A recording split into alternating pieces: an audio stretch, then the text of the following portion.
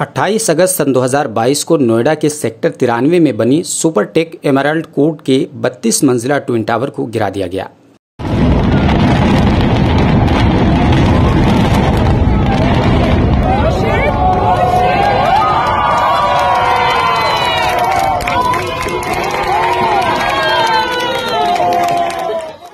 $200 करोड़ से अधिक की लागत में बनी इन दोनों इमारतों को गिराने में करीब 20 करोड़ रुपए का खर्च आया। अब ऐसे में सवाल ये उठता है कि आखिर इतनी बड़ी दो बिल्डिंगें अवैध रूप से कैसे खड़ी कर दी गईं? तो आइए आपको बिल्डिंग के बनने और गिरने तक की पूरी कहानी बताते हैं। कहानी की शुरुआत 2004 से होती है, जब सेक्टर 93A में प्लॉट नंबर 4 को नोएडा अथॉरिटी द्वारा एमराल्ड कोर्ट के लिए आवंटित किया गया और इसमें ये इजाज़त दी जाती है कि प्लॉट पर ग्राउंड फ्लोर समेत 9 मंजिल तक मकान बनाए जा सकते हैं। लेकिन 2006 को इसमें संशोधन कर दिया जाता है और 9 की जगह 11 मंजिल तक फ्लैट बनाने की इजाज़त दे दी जाती है। इसके बाद अथॉरिटी ने टावर बनाने की संख्या में भी इजाफा कर दिया। पहले 14 टावर बनाने थे, जिन्हें बढ़ाकर 15 फिर उन्हें 16 कर दिया गया। उसके बाद 2009 में इसमें फिर इजाफा किया गया। 26 नवंबर सन 2009 को नोएडा अथॉरिटी ने फिर से 17 टावर बनाने का नक्शा पास कर दिया। 2 मार्च सन 2012 को टावर 16 और 17 के लिए FR में बदलाव किया गया।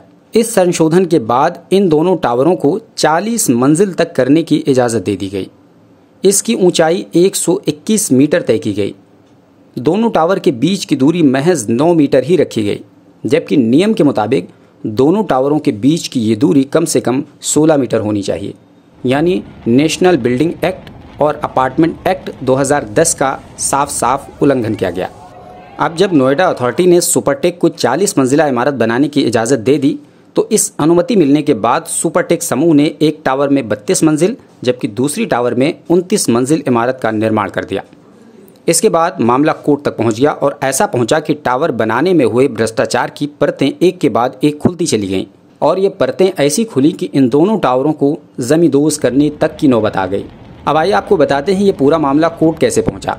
दरअसल फ्लैट खरीदने वालों ने 2009 में RW यानी रेजिडेंस वेलफेयर बनाई।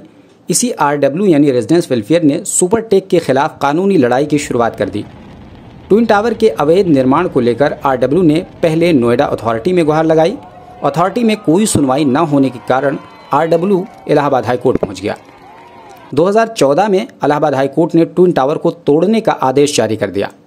शुरुआती जांच में नोएडा अथॉरिटी के करीब 15 अधिकारी और कर्मचारी दोषी माने गए। इसके बाद एक हाई लेवल जांच कमेटी ने पूरे मामले की जांच की। जांच रिपोर्ट के बाद अथॉरिटी के 24 अधिकारियों और कर्मचारियों के खिलाफ FIR दर्ज की गई। अब जाहिर है कि इलाहाबाद हाईकोर्ट के इस फैसले को सुप्रीम कोर्ट में चुनौती दी जानी थी और वो दी भी गई।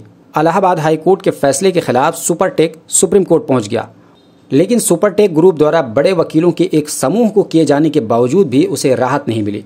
सुप्रीम कोर्ट में 7 साल चली इस लड़ाई के बाद 31 अगस्त सन 2021 को सुप्रीम कोर्ट ने इलाहाबाद हाईकोर्ट के फैसले को बरकरार रखा।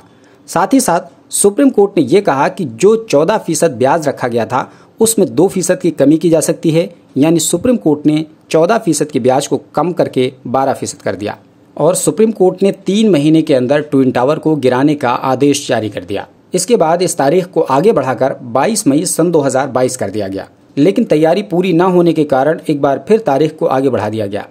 सुप्रीम कोर्ट के आदेश के तहत अंततः 28 अगस्त को दोपहर 2:30 बजे ट्विन टावर को गिरा दिया गया। इस तरह महज चंद सेकंड के अंदर 2 गगनचुंबी इमारतें जमींदोज हो गईं और 2004 की कहानी 2022 तक आकर ख़त्म हो गई। दोस्तों, इस पूरे विषय पर आपकी क्या सोच है, हमें कमेंट बॉक्स में बताइए और इन इमारतों के गिरने से क्या भ्रष्टाचार पर लगाम लगेगा, आप अपनी राय का इजहार कर सकते हैं।